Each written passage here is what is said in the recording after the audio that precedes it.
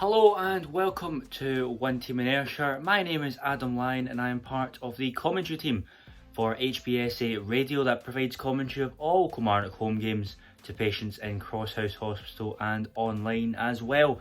Today I thought I'd show you a bit about what I do and what life is like in the day of a radio commentator in the Scottish Premiership for Kilmarnock versus Celtic. So we've just arrived at the stadium about an hour before kick-off. Let's head inside and set up.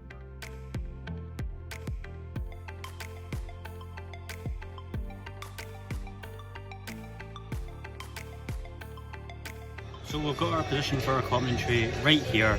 It's chilly at the minute, but it's sure to heat up later on. Now let's go and get set up.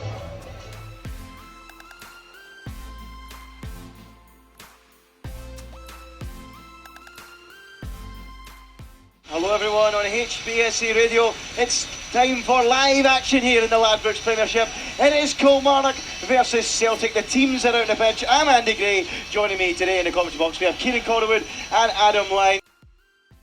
And it comes from Griffiths, a few slips and trips again in the area. It's a big save from Koprovic as the header came in, I think from Jozo Simeonovic, who was free at the back post. And hold on, there's a chase on here in Frimpong, and Foster almost getting in coming together there, and it almost allowed Harry Bunnan at the other end to pounce and score. Goodness me, end-to-end stuff. Koprovic with an incredible save from a Jozo Simeonovic header, and then it was immediately sent downfield, and there was a chase on between Frimpong and Bunn, and Frimpong and Fraser Forster nearly had a bit of a calamity there, and Bunn nearly pounced.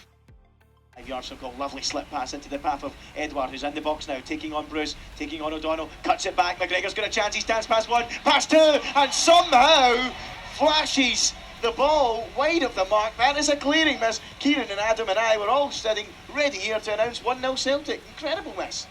Did very well there, Frimpong. The ball comes across the face of goal. Edwards twisting, turning, shooting and scoring through the legs of Koprovic.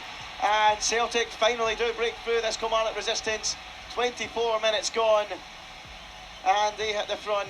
It's Odsonne Edouard, who else, flashing the shot through the legs of Koprovic, and it's Kilmarnock now, Celtic 1, and that all came from that quick turn from Frimpong to burst away from Hamalainen, and they were always in danger from that moment on, as soon as it found the feet of Edward in the box. Adam. Yeah, that was all Frimpong there, going past Hamalainen. Stuart Findlay came out to try and negate the danger, try and help out his teammate, but that just left a massive space in the middle of the box.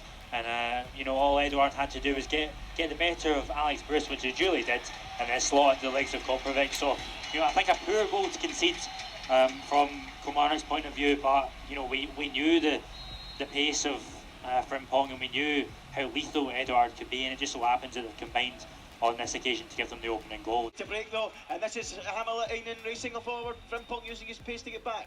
Hamalainen clips it into the danger area, and it flashes across the face of goal. It only needed a touch. There was no touch. El McCreaney was in there. It only needed a touch, and somehow it's unable to have been diverted home. The referee blows for the half-time whistle. It is Kilmarnock 0, Celtic 1, thanks to an Odsonne Edouard goal after 24 minutes. It has been mostly opportunities for Celtic. Cal McGregor did have a glaring chance, and did Odsonne Edouard as well from a mistake from Jan Koprovic. Simeonovic as well tested him with a header. Kilmarnock though, two big opportunities. One which El McCreaney just needed to get a touch on, and it was in the back of the net from a lovely ball from Hamalainen, and as well as we saw that other opportunity for Kabamba that flashed inches wide of the post. Kilmarnock have had their chances. The longer it stays at 1-0, the more it invites them into the game, the more the pressure's on Celtic, and they're still in it, Adam. Here's a great counter. Kilmarnock exposed with the wide man. Here comes Frimpong. Hamalainen trying to stand them up. Frimpong cuts inside. McGregor, shape of the shoot. Instead passes it to Lee Griffiths, is surely offside there. Apparently not, and it's 2-0. Lee Griffiths bags his goal in front of the Celtic fans, and it sends them into a sense of euphoria. I don't know what's went wrong there at the back for Kilmarnock. Eamon Brophy swings one into the middle. There's no one there. Power with a shot. Kabamba! It's scored! We're back at it. It's 2-1. Kilmarnock have clawed back Kabamba scoring on his SPL debut, 65.5 minutes into the game, and that is what Kilmarnock were after, Andy. It's game on, Kieran, it's game on. I've just seen a moment ago, if a goal was coming, it was more than likely going to come from Celtic. Up the other end, Powers drives a shot into the ground, it bounces up, and Kabamba can only nod it on its way into the back of the net, diverting it past Foster. We have a game on our hand. We said if there's one goal in it, Kieran, then Celtic might be under a lot of pressure because Rangers are winning at Ibrox. That could change the game. Goals change games. Let's see what happens next. Here is Lee Griffiths on this near side to us with the corner, swinging that one in.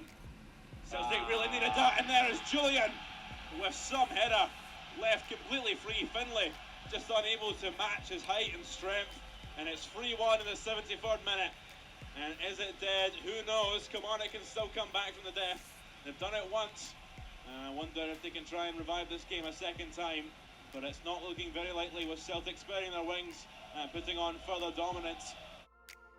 There is full time, and it does end with the Glasgow side putting themselves back in front at the top of the Scottish Premiership table. It is 3-1 to Celtic against Kilmarnock. Goals coming in thick and fast, 4 goals in the game, and perhaps not the worst performance Kilmarnock have done of the season. Certainly starting things off a bit more positive. I think if Del Fabro had started over Bruce and Bernescu over Kovarovic, that would have went a little bit better for us, as well as Brophy starting as well. Not sure if either of you have anything to add on to that, Andy? Yeah, you know, second half we huffed and puffed, we got our way back into the game. Just a shame at crucial times we made mistakes, you know. Kovarovic literally threw the ball into his own net for the second goal. Had they not done that, we could have been maybe level, only one goal behind for longer and maybe fought our way back into it. We did eventually still manage to fight our way back into it with a well-taken header from Kabamba. But again, from a corner kick, 3-1, and the game just went flat from that moment on, which was a real shame. But, you know, Celtic had other chances, we have to remember that. Numerous chances that flashed just wide of the post, and they probably could have won by more in the end. So, you know, 3-1 is probably about right. And, you know, it's not a game, given the current form that we're in, you'd expect us to get much of a result. So, you know, it's a free hit. We move on now to Saturday, where we really need to end this run because it's going too long now. Certainly is. And Adam, any closing remarks? Yeah, I agree with Andy. I don't think we can be too disappointed with what we've seen out there tonight. Yes, you know, Celtic had other chances, but I think we also had some chances, especially in the first half as well. We had a couple that could easily have gone in. Overall, not too bad considering, you know, the performances that we were seeing before New Year and before Christmas. The introduction of the new guys has really put a sort of spring in our step, and I think, you know, we made Celtic work for that tonight, and I think that's all you can ask for. You know, when Celtic come to town, you know, make them work for their win. Don't make it easy for them, and I think that's what we gave them. We gave them a scare when we scored the goal, a very good goal, it has to be said, to make it 2-1, and then obviously they do as they do, and they responded in kind. But yeah, we made them work for it. I don't think we can ask for much more. We weren't expecting to get much out of the game, but yeah, a generally positive night. I think Alex Dyer will say the same. There was positives, there was negatives, but yeah, for me, obviously it would have been nice to get something out of the game, but I think you have to look at the overall picture and how we've been playing recently, and I think, yeah, a really good performance tonight, all things considering, and plans to take into Saturday against St Johnstone and to the rest of the season. Certainly is, and with those words, we'll call it there. Celtic walking away with all 3 points, re-establishing their dominance at the top of the table, and Kilmarnock, sour faces all round perhaps, but positive to take away from it. And with that said, we do go back to Pat in the studio, and we'll move on to St Johnstone at the weekend.